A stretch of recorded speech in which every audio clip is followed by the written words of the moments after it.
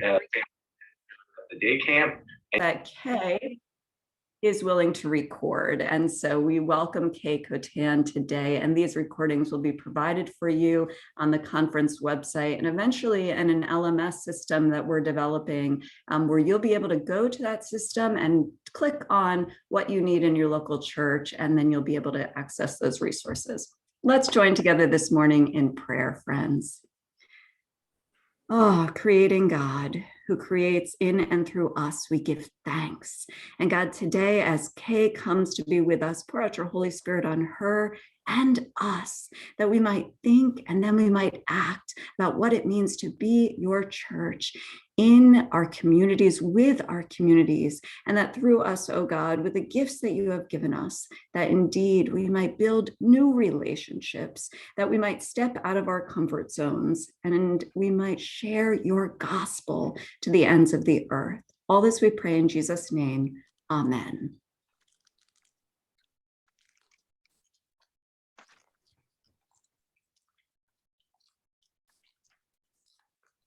Sorry about that, Kay, an internet glitch. All right.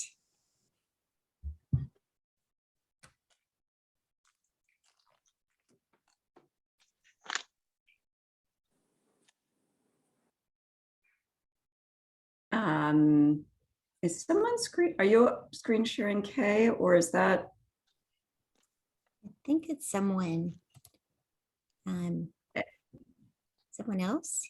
Yeah. Okay, there we go. I'm not sure what that was.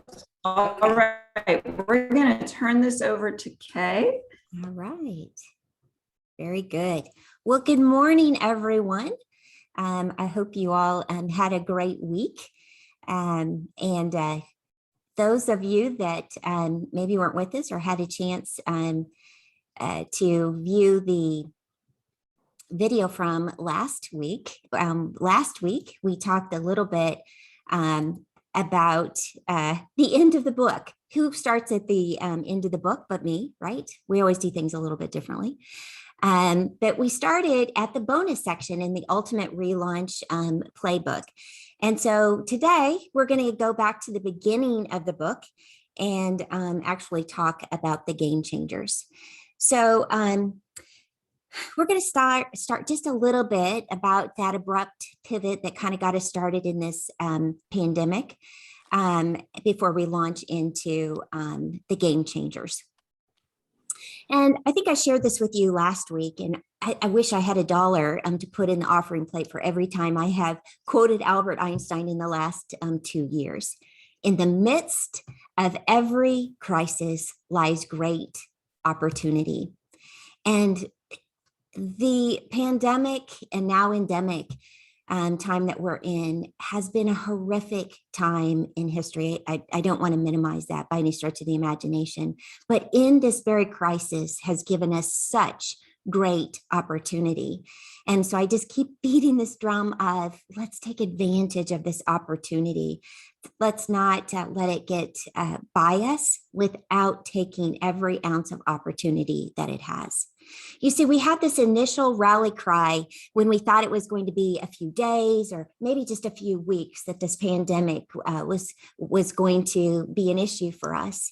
And so we did what we had to do to make that initial pivot of maybe going online for the first time or maybe just amping up what we were already doing online. And so we did that. We did what we had to do for that time.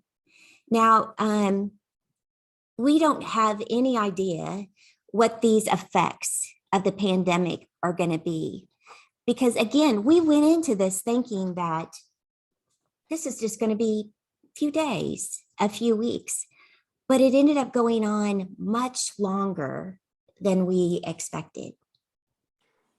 Now, what happened then is after we began to see this isn't going to be over quickly, then this weariness began to be the kind of challenge that overcome the leaders.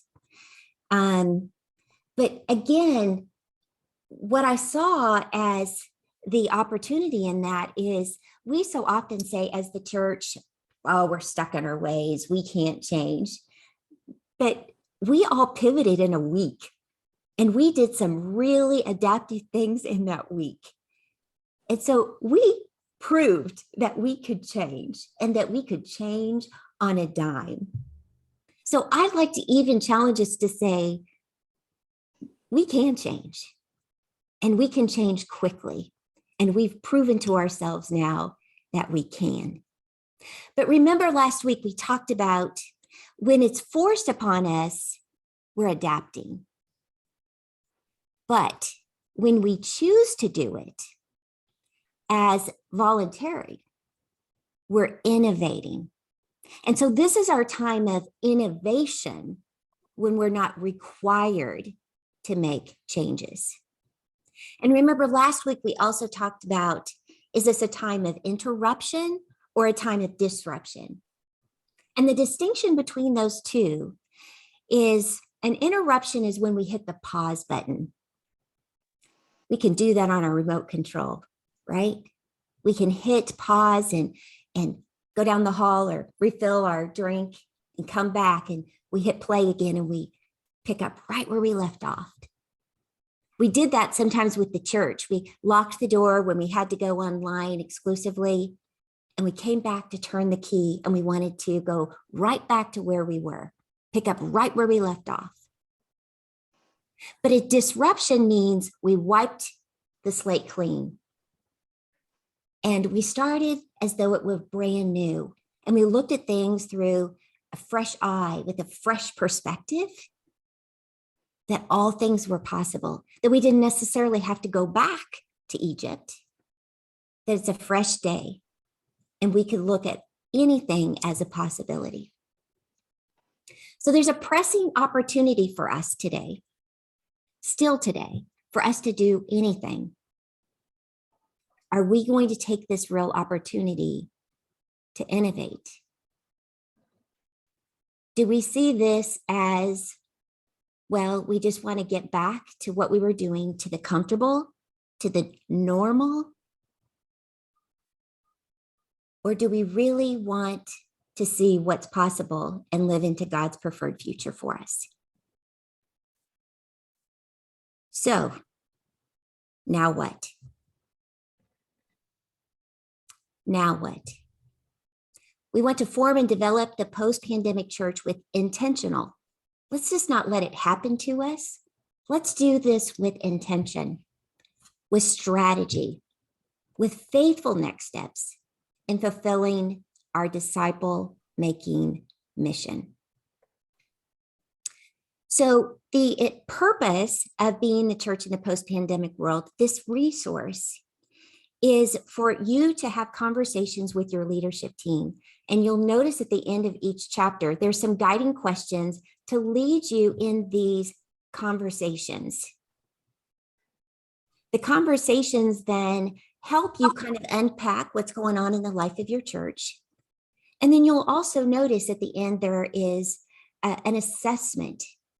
So each of the game changers that we're going to unpack over these next 4 weeks, I want you to assess. There's even a scale. You can mark yourselves where you think you are in that scale in each of the game changers. And then at the end of the book, you can actually read all of the 8 game changers. And I don't want you to work from your weakest point. Where is your strength? What are the elements that you are the strongest in? And then how can we build upon those strengths? So as you go along, I hope you have some leaders back at the church, or maybe you're gathered here today. Have those conversations that are guides for you at the end of each chapter. Do the assessments. And then by the end, you're going to have a game plan of what strengths that you can build on for living into the post-pandemic world with your strengths. Now, I have to say to you, if I'm going to be really honest, this isn't necessarily game changers that were brought on exclusively by the pandemic. Many of these things we really needed to address even before. But whatever was going on in the life of your congregation before the pandemic was just accelerated or exaggerated, if you will, in the pandemic.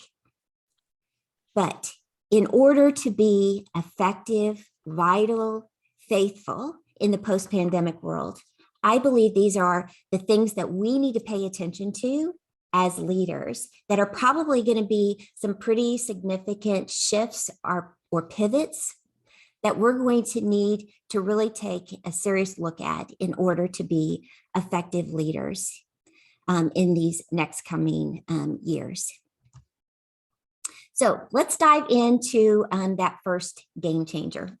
Now, I did an unofficial kind of toll when I was first beginning to write this resource. And what was the one thing, I did a post on Facebook, and I said, what is the one leadership trait that is going to be the most critical in these upcoming years as we lead ourselves as churches through the pandemic and post-pandemic? And by far, this was the one critical leadership characteristic that came about. So number one is no accident, very intentional, flexibility. I don't know if that surprises you or not. It's not necessarily the leadership trait that is taught the most or talked about the most. But in this time, this is the one that came up over and over again. It wasn't always necessarily named flexibility, but it came up within different words, but flexibility. And so I identified 4 different areas of flexibility for us to look at in terms of leading the church. Now, first of all, when we think about flexibility, let's look at worship. So, first of all, I think we have to look at worship as not necessarily just being on site or not necessarily just being online, but we have to be both and. Now, some of you have probably already thought this girl is crazy because we're a smaller church. We don't have the resources to do both. This is where I think we miss the opportunity of thinking about being the connectional church. This is the beauty of being a connectional church. So not all of us have to do everything ourselves. So what are other small churches that you might be able to consolidate your resources? And so instead of everybody doing their own online worship experience, what if you were to band together and create an online worship experience for a cluster? Or what if a district were to come together and offer an online worship experience for those that can't do it on their own? Or what if you partner with a larger church and your message goes into their service for their sermon and everything else is theirs? Or you do a smaller version of it. You also find on my website that there is a service that is specifically for, it's a pastor who has a passion for helping small churches, and they actually put the service together for you. You put all that, you just upload all the elements, they put the service together and stream it for you. There's all sorts of ways to do this on a very small budget, but also to be looking at this from a connectional standpoint. You can do this with a collection of churches, but also then point them back to your own local church. So I know that that's sometimes the issue is that, well, then, are they going to go back to the other church instead of referring them back to their own community? All sorts of ways of pointing them back to your local church. I think more than anything is we have to look at, are we offering a worship experience that is contextual to who it is that we're trying to reach? So let me unpack that for just a moment for who we're trying to reach. I think because, yes, the world is our parish. Yes, we were told that. But I'm not sure that every church was called to reach everyone. That's why there are many, many, many churches. And so what if we start with first trying to reach our neighbors? Now, some would push back at this point saying, but the people who are already coming are not necessarily from the neighborhood. I get that. But your church was planted in that particular neighborhood or city or town, or however you might describe it, to serve, to reach that mission field. And I'm going to just be really bold here and say, if you're not willing to reach that neighborhood, then I really question, why do you continue to meet there?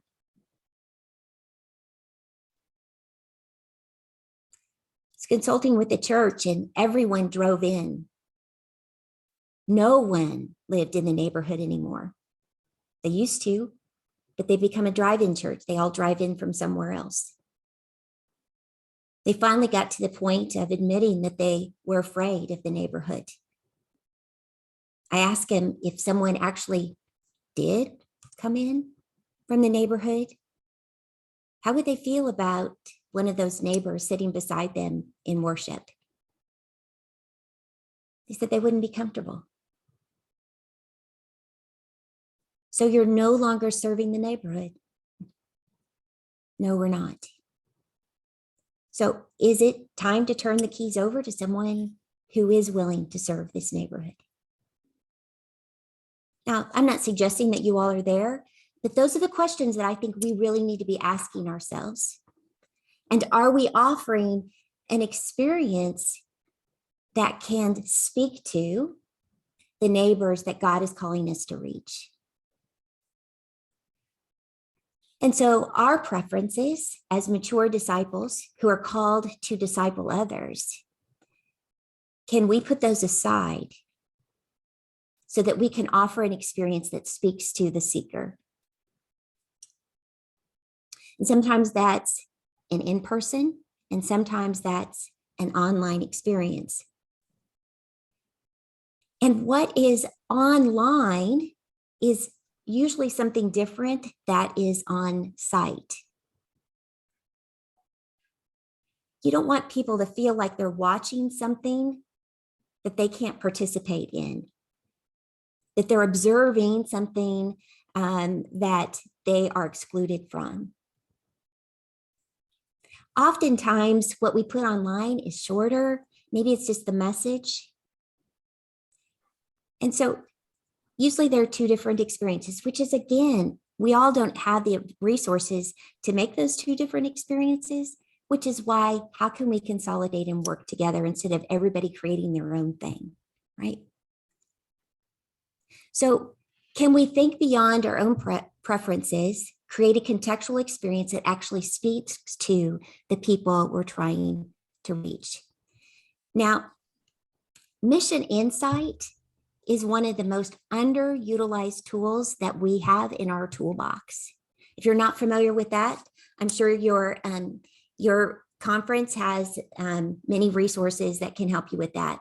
That is your demographic program. And not only will it tell you the population and the age and that kind of thing of your neighborhood, but it can go directly, if you drill down far enough, it's going to tell you their preferences around worship, their preferences around leadership, their preferences around communication, what kind of hospitality they're looking for, what kind of small groups they're looking for.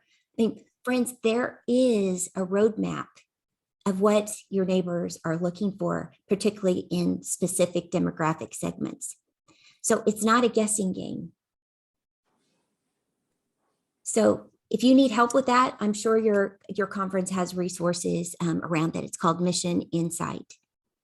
But drill down and what is the specific demographic that you're going to reach through your worship experience, and how will you put a worship experience together that's contextual, that speaks their language, that has the communication style and worship style that will reach them.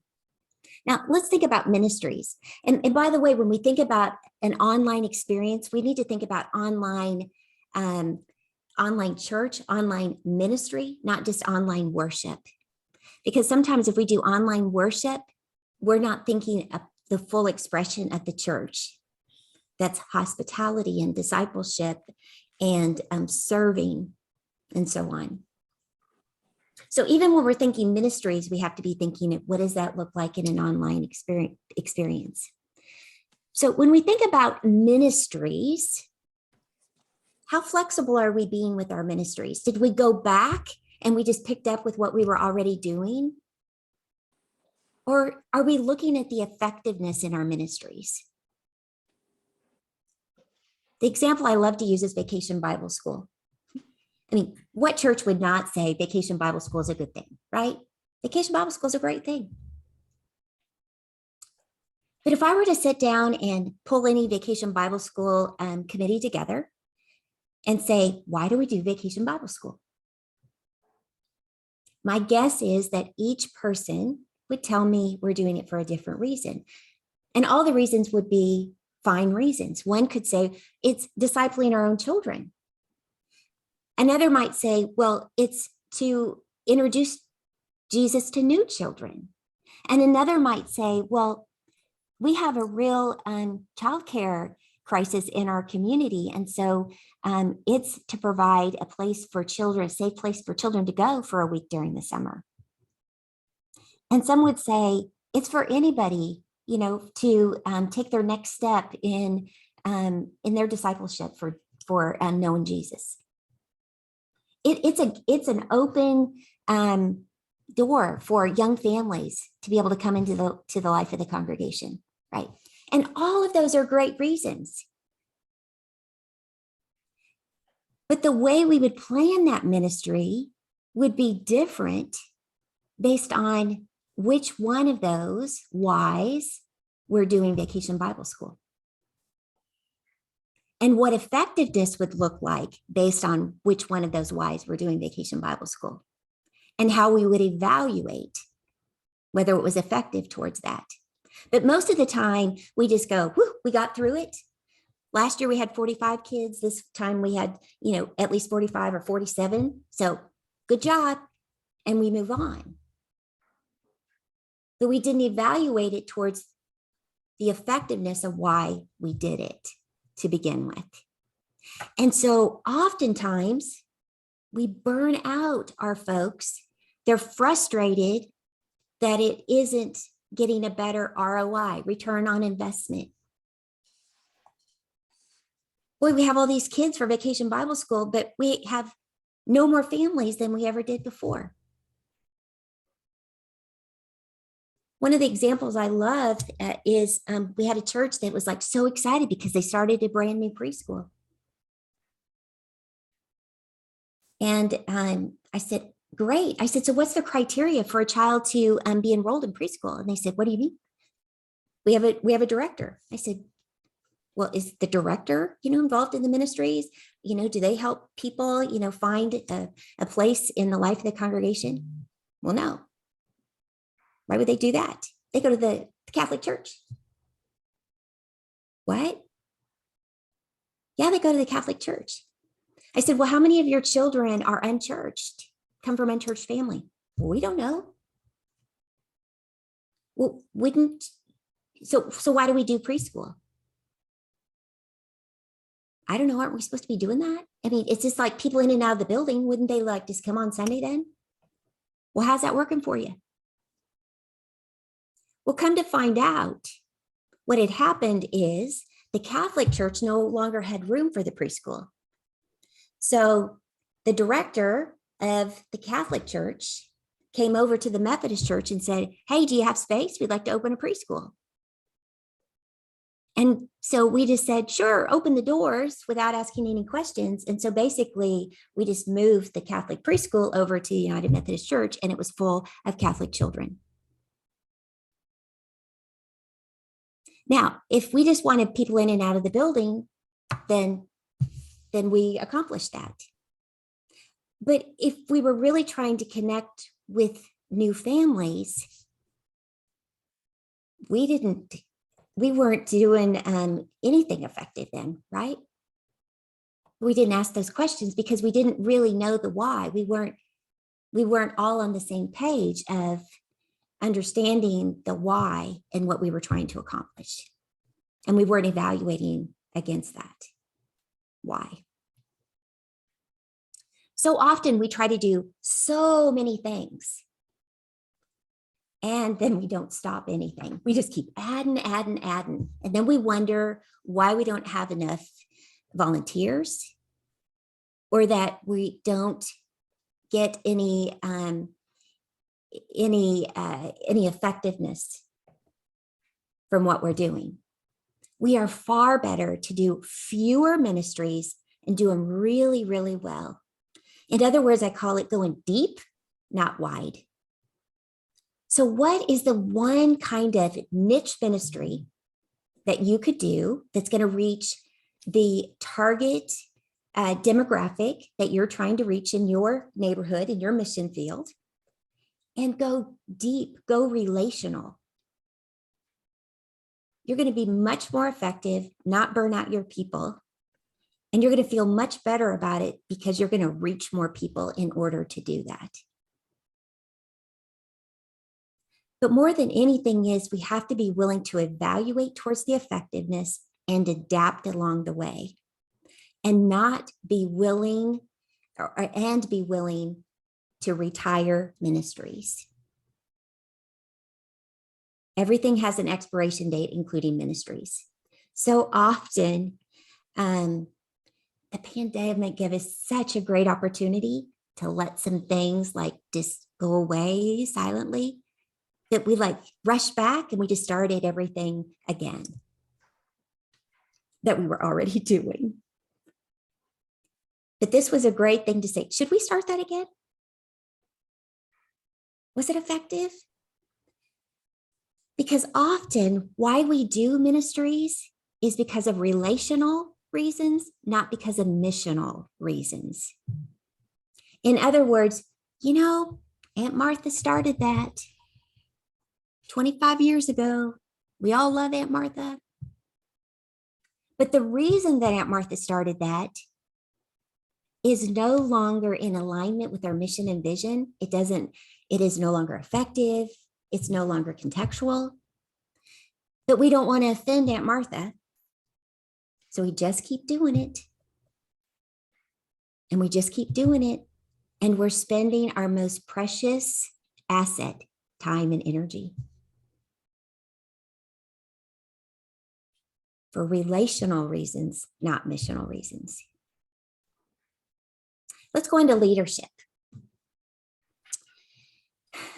We need to have leadership that can be advocates for change.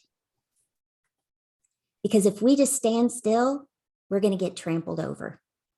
If the pandemic taught us nothing else is, we've got to be able to pivot and pivot well, and almost pivot continuously.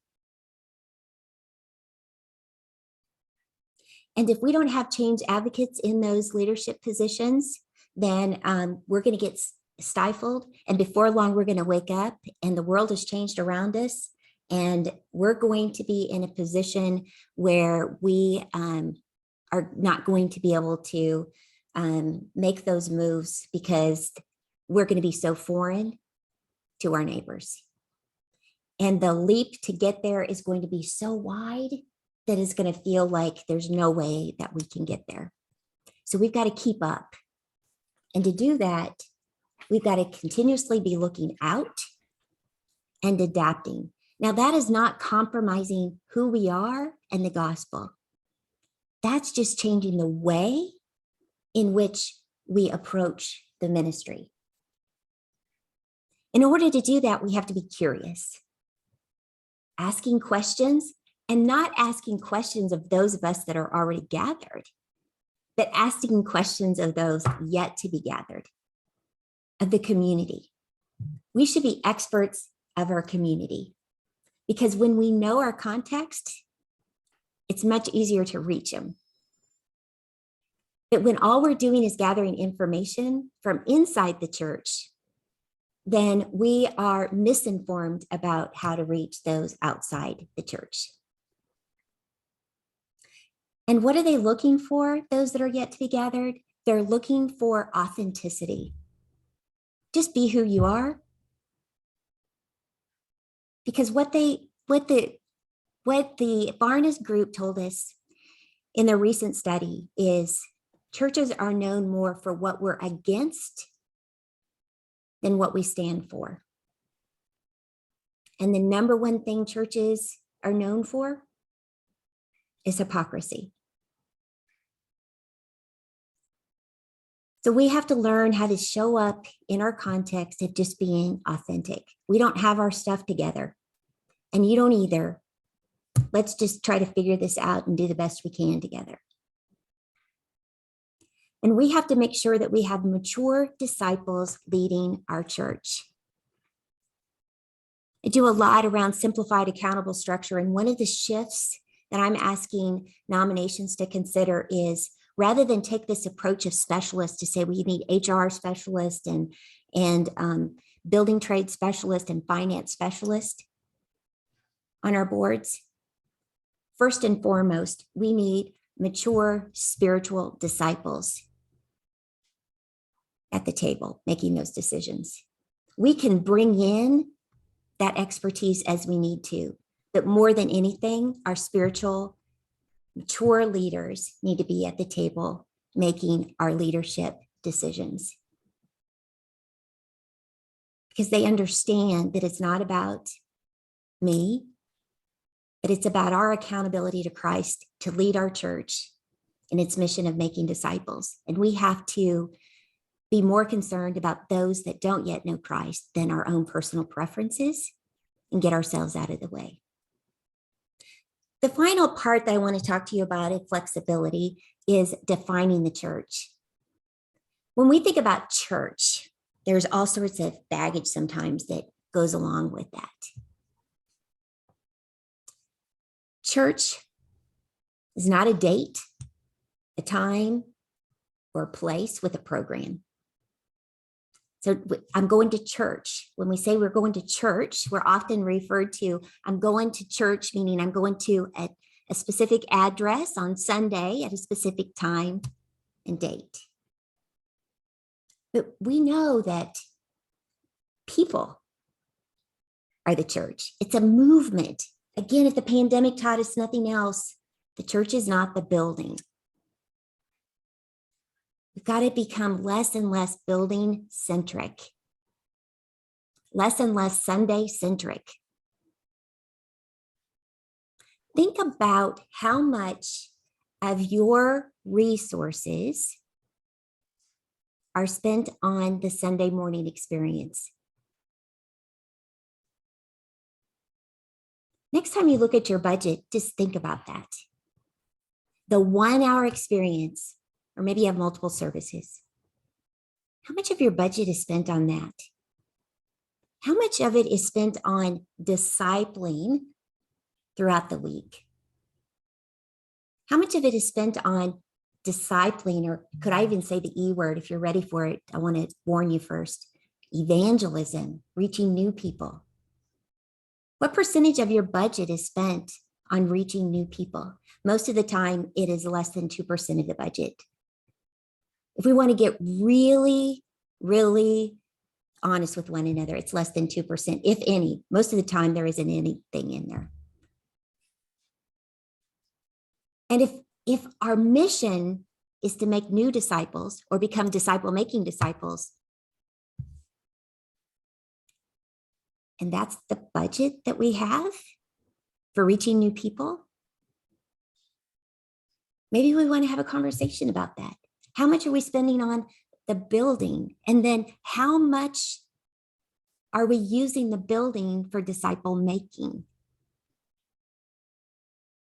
I think we have to redefine what it means to be the church and how we're using all of the assets in its mission of making, I don't want to just say disciples, but new disciples, or even better yet, how are we making disciple making disciples? In a new church plant, in the beginning, one disciple makes one disciple. And then before long, it's 10 disciples make one. And then it's 50 make one. And now it takes about 75 of us to make one, if we're lucky. And the last time I ran statistics for a conference that I won't name, 2/3 of the congregation made either 0 or 1 disciple in a year. Do you hear that? 2/3, 0 or only 1. When that's what our purpose is. What other organization would still be up and running if that was how effective we were in our purpose? We have to get back to our roots of becoming the movement and get rid of this idea about our methods are about what we're at, and still, what is the mission? What's really sacred? And what have we made sacred that really isn't? And how much of our budget do we really have for ministry? And what sacrifices are we really willing to make to really get back to the business that God is calling us to do? Now, this next game changer is about relationships. And I've been working with a cohort out of the Western North Carolina conference. And I have to say that this is the one that they are struggling with the most.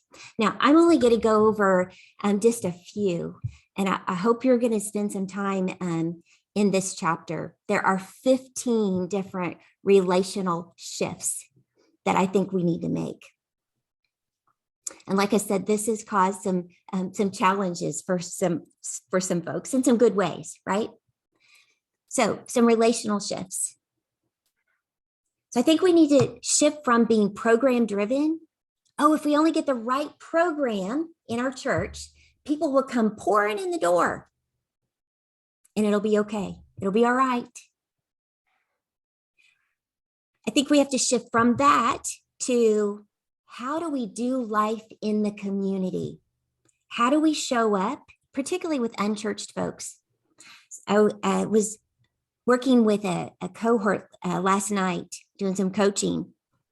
And I said, so what are the needs of the community? You know, how could we interact in the community by solving a problem?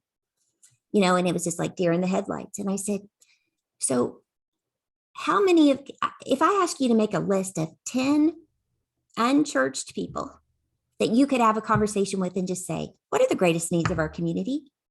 How many of you could write that list?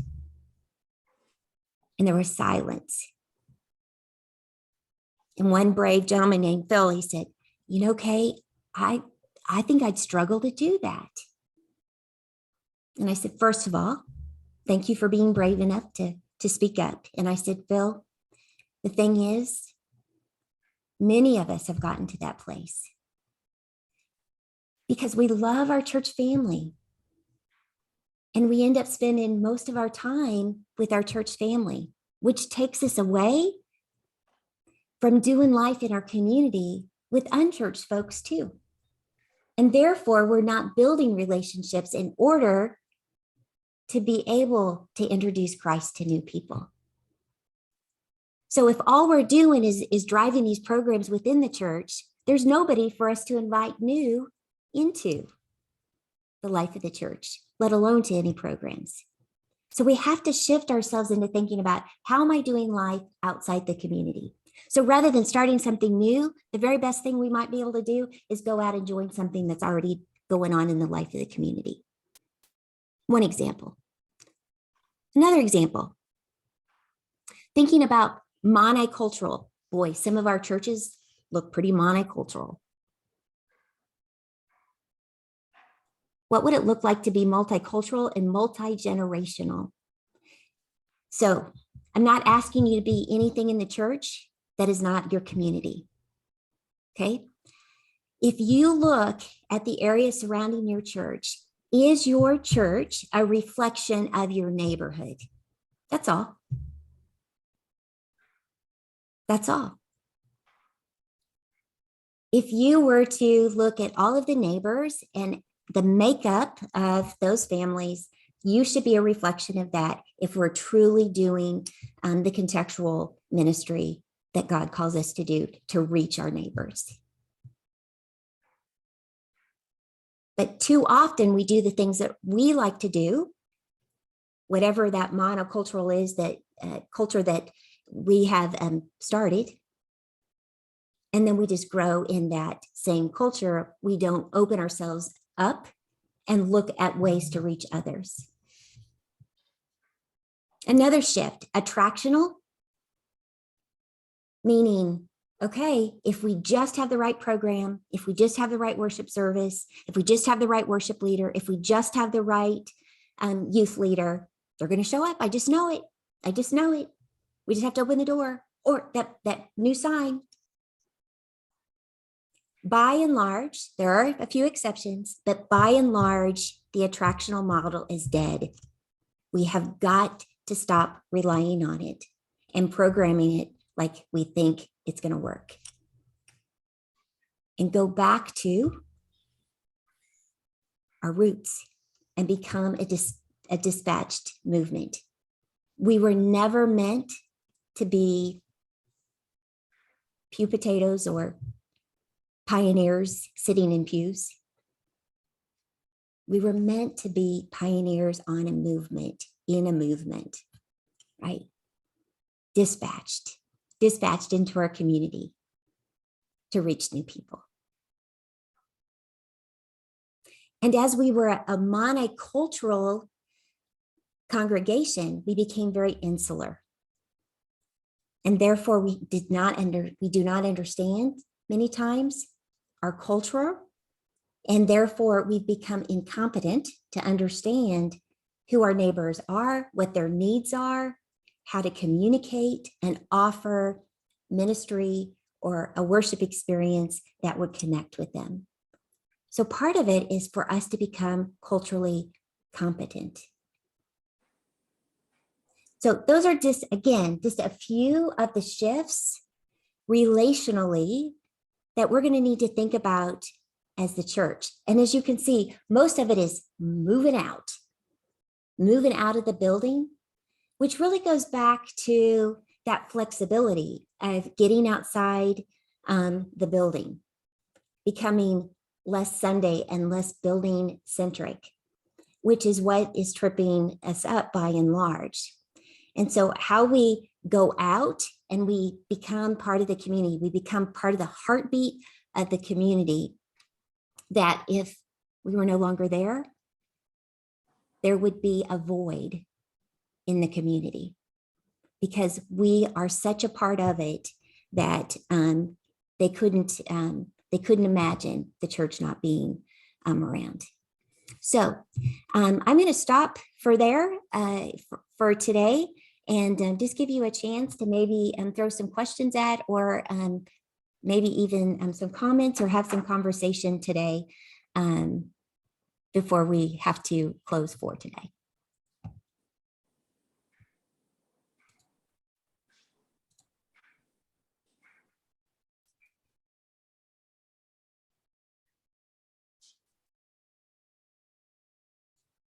Hi, can you see me? James Coleman. Yes.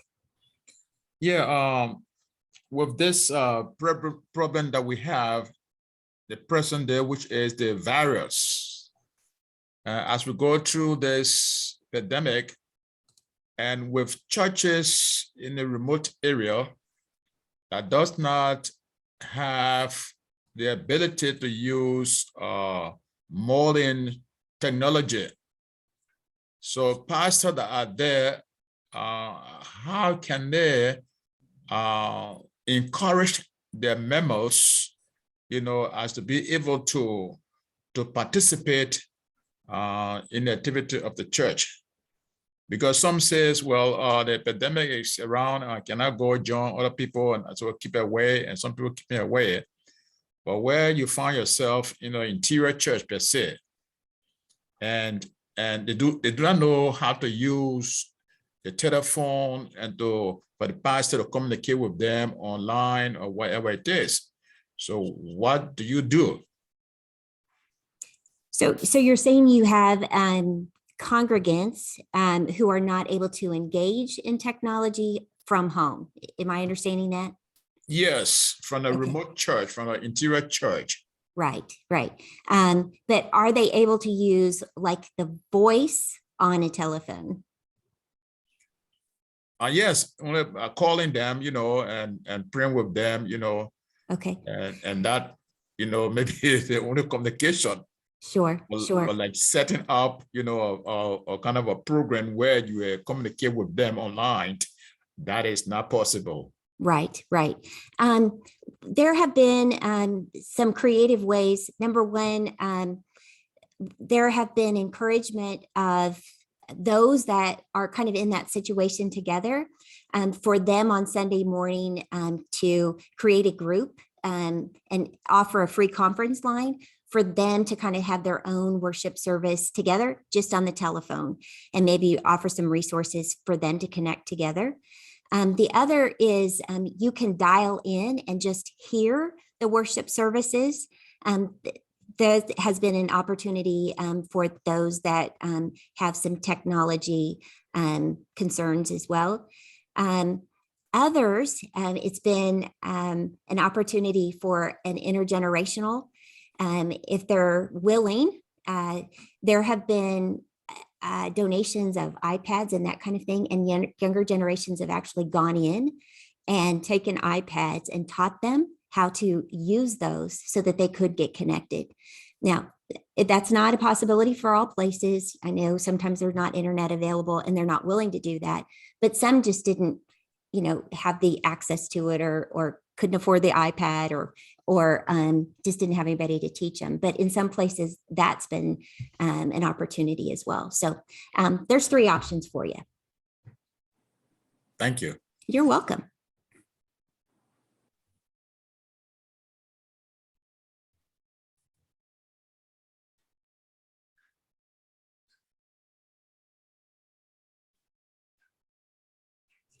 And do we have any questions in maybe chat that came in?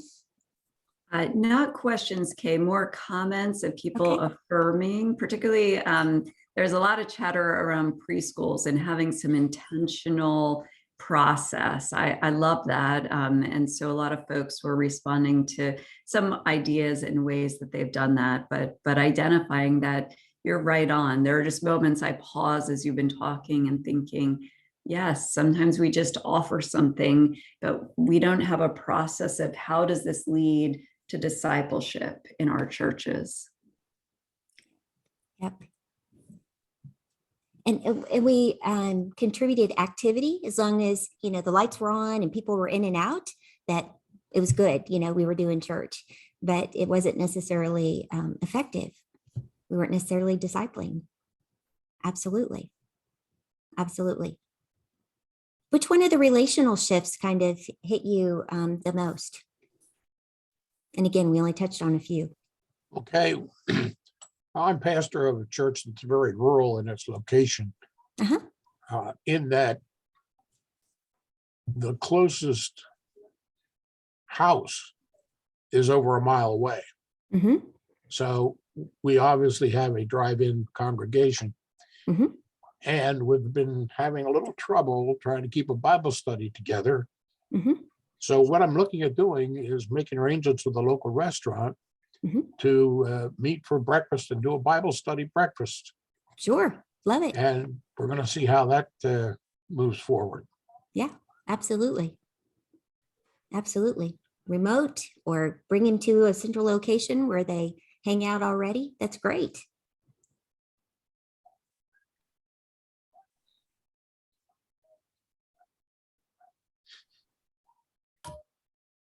What percentage of your budgets are for evangelism? Off the top of your head. I mean, I know you don't probably know that number or have that budget like right in front of you, but what were you, if you were to guess?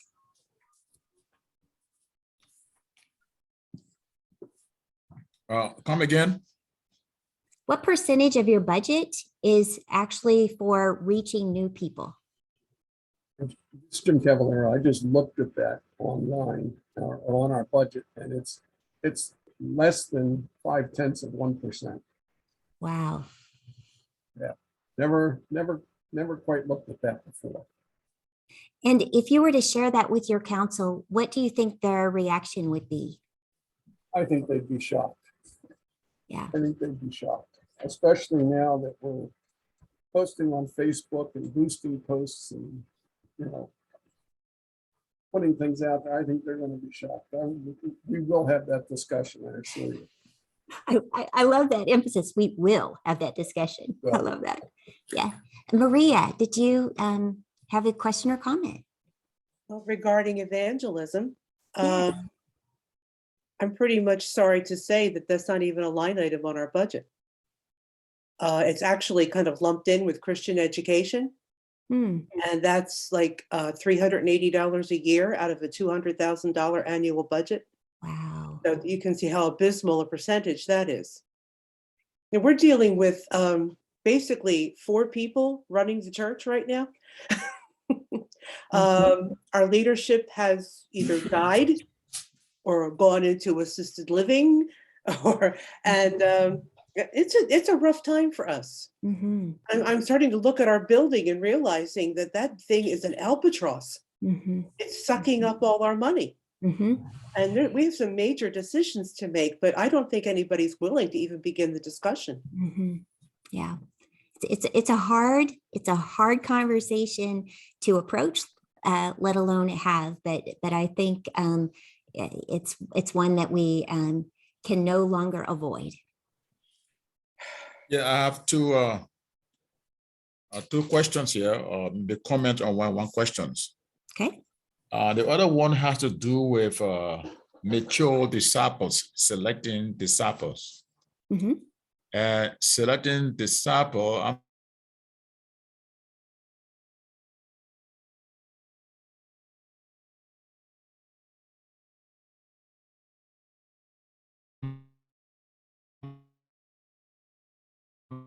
looking at the whole selection of David, among the children of Jesse. So how with a church, maybe a program church or pastoral church or a kind of a family church, really put into place or selecting a mature disciples to make one other one. So your question is, how do we really shift into going from a specialist model to mature disciples for leadership? Yeah, selecting disciples. So Right. do you look at the physical? Do you look at the intellectual, the educational, concept of that person? Or what do you look at to select disciples to go out? Yeah.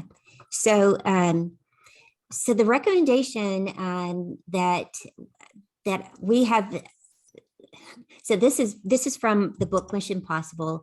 And in the nominations process, we are really challenged to be that process to really shift and to be thinking about going to what we call an interest form. What is calling you into leadership at this time? And it asks questions of, tell us where you are in your discipleship pathway. How is it that you're living into your membership vows? And then the nominations committee receives those. And instead of looking through the pictorial, like who can we get to say yes and strategizing around who's going to call him, that they would be less likely to say no to. Not that anybody does that. But then to actually call folks in and have holy conversation to say, so tell us, when's the last time that you prayed with someone outside the church? Or tell us, where's God working on you most recently? Or tell us what your prayer life is about. What does that look like for you? How are you in the Word? So you're actually asking the questions about spiritual disciplines and whatever your discipleship pathway looks like in your church. I mean, how are they working it? You're asking the questions around spiritual disciplines, spiritual discipleship, as you define it in your church. I mean, it kind of sounds like accountability, doesn't it? So that's how serious we need to get around spiritual mature disciples, because we have set the bar so low just to get leaders. And that's exactly the kind of leadership we're getting, really low expectations. And so we're getting low commitment.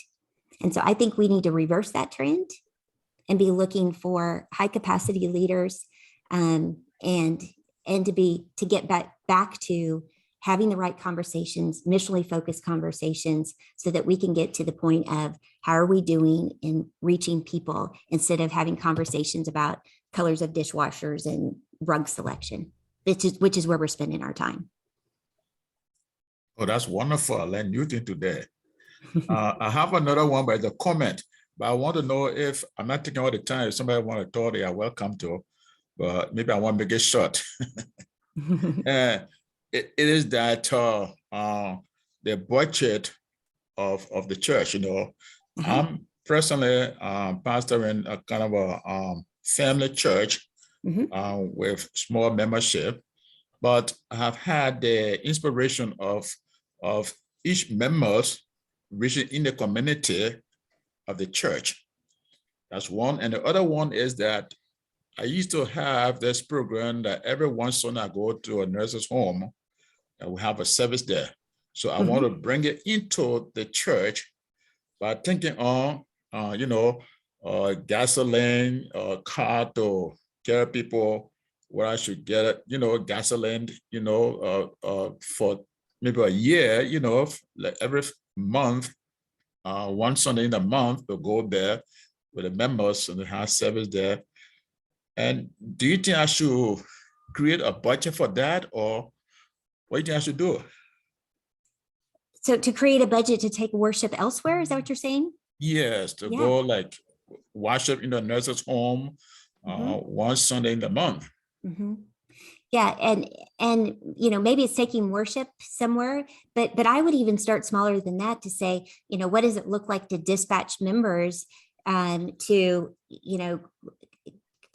have game night in their neighborhood with their neighbors? I mean, let's start with, do you know the neighbors surrounding you? And how are you, and I'm not asking even to be inviting you to your home, but host s'mores on your driveway and invite your neighbors. Host, a movie night, in your backyard. We don't even know our neighbors anymore. We can start there, and that doesn't cost us hardly anything, if anything. And we just need to teach people how to neighbor at this point. That isn't going to cost it. We need to be a dispatched movement and just give permission. That's ministry, folks. That's ministry. Thank you. You're welcome. You're welcome. Just a comment for your reflection on, I'm retired now, but for most of my ministry, to greater and lesser degrees, some overt, mostly covert, leadership was based on the second 7 last words of the church. That's what we pay the pastor for. But when it came to inviting people to join in the ministry as partners in it, they went back to those second 7 last words. That's what we pay you for. And that's where we've gotten ourselves into pastor-centric, and that's the cycle we need to break by having disciple-making disciples and not paying a prayer and not paying an evangelist to do all of that. And that's the problem, that we're not making mature disciples that understand it's their responsibility. You're absolutely right, Charlie. As perhaps a soft way to begin to change that, I've begun to list in the bulletin just a line that says ministers - members of the congregation. Yep. Pastor and my name. Yep. Love it. Love it, Eric. Love it. Great suggestion. just to be faithful to our time, Kay. It's 12:01. Yep. And we want to give thanks for the engagement of everyone. Kay, do you have any final words today as we wrap up?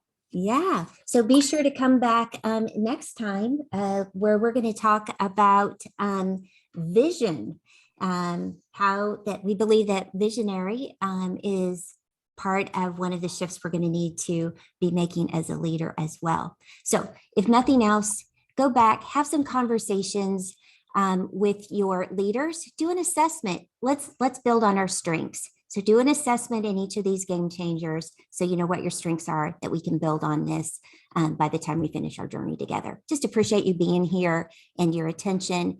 And obviously you care about your church and you care about making disciples. That's why you're here. And I just so appreciate your investment and the opportunity to be with you. Thank you, Don. Okay, we give thanks to God for you. God bless you, friends. Take care today. Have a great day. Thank you.